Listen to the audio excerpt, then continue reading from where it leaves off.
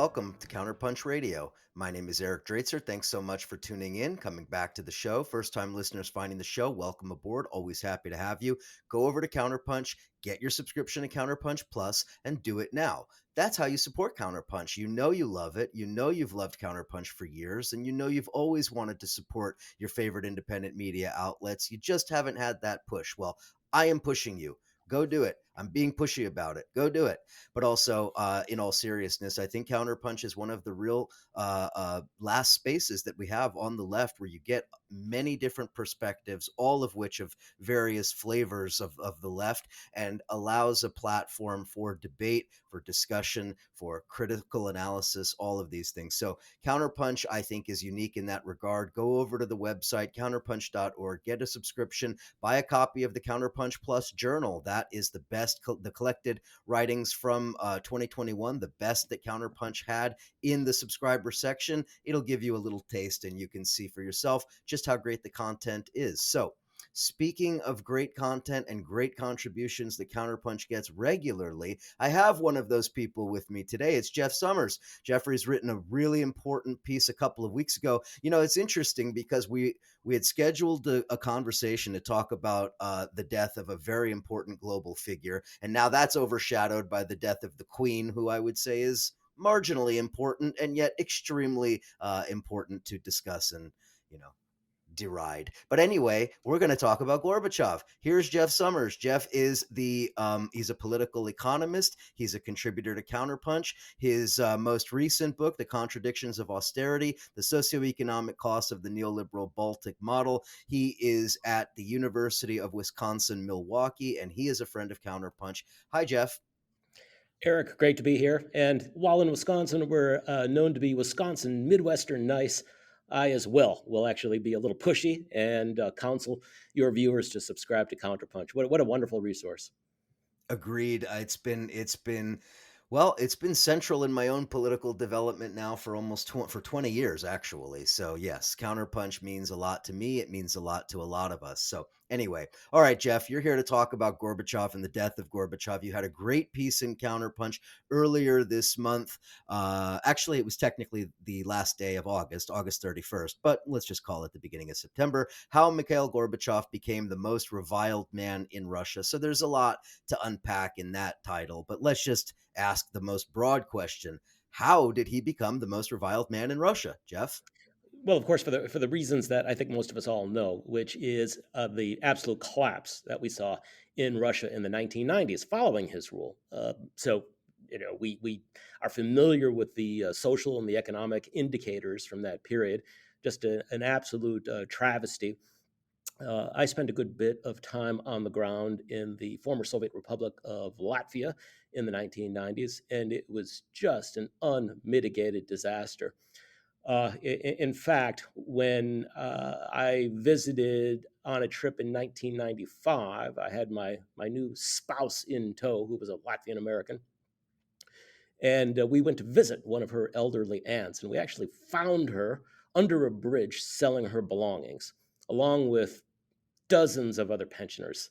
This was not an uncommon sight throughout the former Soviet Union in the 1990s. Just absolutely terrible. But of course, the unraveling began long before the Soviet Union had died.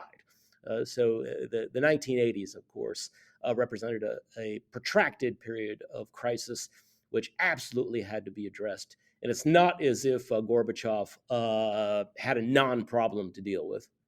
Absolutely. And, you know, I lived in Russia briefly in 1993 and 1994 when I was still 10 years old and my father was working there at the time. And I have vivid memories of what Moscow was like in 1993, 1994, which was the beginning of the real inundation of the gangsters, the mafia groups, the various violent criminal elements that began to ultimately wage war on the streets of Russia and the former Soviet republics all throughout that period. And I remember, just as you say, I remember walking through the park with my mom holding my hand and seeing a man selling his personal library. And I mean, this wasn't, these weren't like pulp books or something. I mean, these were like scientific textbooks, engineering books, books on history, social sciences. I mean, I remember thinking, I was like, wow, why is this guy selling all of his, all of these belongings? And only obviously in retrospect, understanding that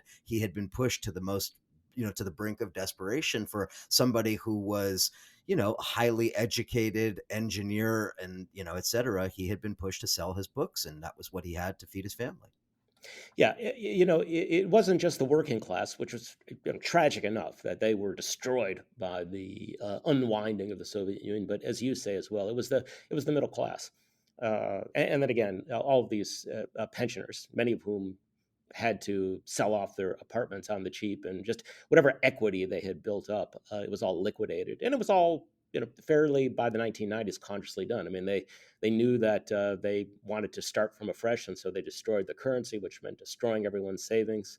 So it was a wreck. It was a wreck.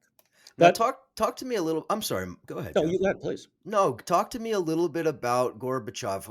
Especially our younger viewers and listeners may not have all of the background on who he was. Not maybe they know that he was a leader of the Soviet Union, but who is this guy? Where does he come from? What shapes his thinking and his thought? And then, especially if you could explain how he really was different from the other leaders who had come before him. Yeah, as I detail in my article, I describe him as a democratic socialist in terms of his inclinations. So we have this vast literature that is anchored in the thinking of people like conservatives such as Friedrich von Hayek, who wrote his famous book on the road to serfdom, which essentially argued that if you pursued socialism, it would ultimately take you to the end point, destination of serfdom or slavery, and that the model itself predetermined this outcome. With Mikhail Gorbachev, we see that that argument doesn't hold. So we have a figure who is from the provinces, kind of like Lenin, I guess, in that sense. He was a provincial intellectual of sorts, although Lenin had more of a privileged background, whereas Gorbachev had a background which is anchored really in the rural, peasantry to some extent. He grew up about 120 kilometers or so, just southeast of what is modern day Ukraine, and he, in large part, was even raised by his maternal grandparents, who were ethnic Ukrainian. And he, through some combination of merit and good luck, is able to climb the ladder of social mobility at a time when the Soviet Union was experiencing some significant degree of economic growth in the 1950s. Is able to attend Moscow State University, which is the country's premier institution of higher learning, and through diligence, hard work, a reputation for actually getting things done, eventually scales that ladder all the way to the top post in the entire Soviet Union, that being the general secretary of the Soviet Union. Now, that said, he is also really the first and the last of a generation of leaders in the Soviet Union that had no connection to Joseph Stalin, either personally or through the cadre of successors that he created. So he was really detached from that, and he was very much influenced by the writings of Vladimir Lenin. And as I argue in my article, I mean, of course, there are at least two dimensions to Vladimir Ilyich. We have a figure who is both very focused on concepts of democracy, worker empowerment, etc., but also a figure who could be ruthlessly brutal in terms of realizing this revolution that he wanted to bring about. And the side of Lenin's personality that Gorbachev latches onto is that one which is committed to democracy. And Gorbachev thinks that the way to cure the ills, the dysfunctionality of the Soviet economy by the 1980s is to simply democratize it. And he always turns to the writings of Lenin when he encounters a problem and thinks that he can find the solutions in that 43-volume set of Lenin's writings that all leading figures in the Soviet bureaucracy would have had. Most of them would never have opened one of them, but nonetheless, they all had them. But in Gorbachev, we actually had a guy who read them. And that is the tragedy, as I say, the really Greek tragedy proportions of a figure like Gorbachev, inclined towards democracy, but unleashes all of the worst tendencies that were already existing within the Soviet Union or latent and just looking to be uncapped and let loose. To that point about Gorbachev's thinking and philosophical outlook, etc., I'm reminded of the late Stephen Cohen, who famously, I mean, he traveled to the Soviet Union many times, of course, and, he personally knew Gorbachev, etc., but And lived specifically, there yeah, quite frequently as well. He had an yeah, apartment in yeah. Moscow.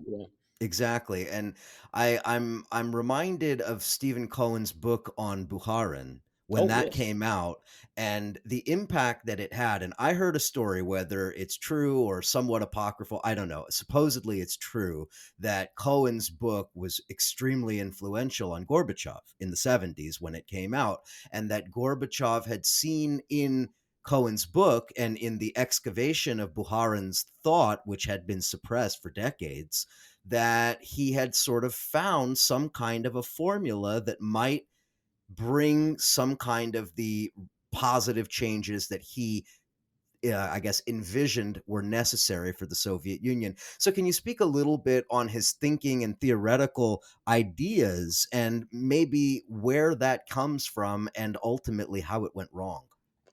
Right. So, a great point, and you're absolutely correct that Gorbachev was purportedly influenced by Cohen's work on Bukharin. Bukharin, in the 1920s, was considered to be on the right within the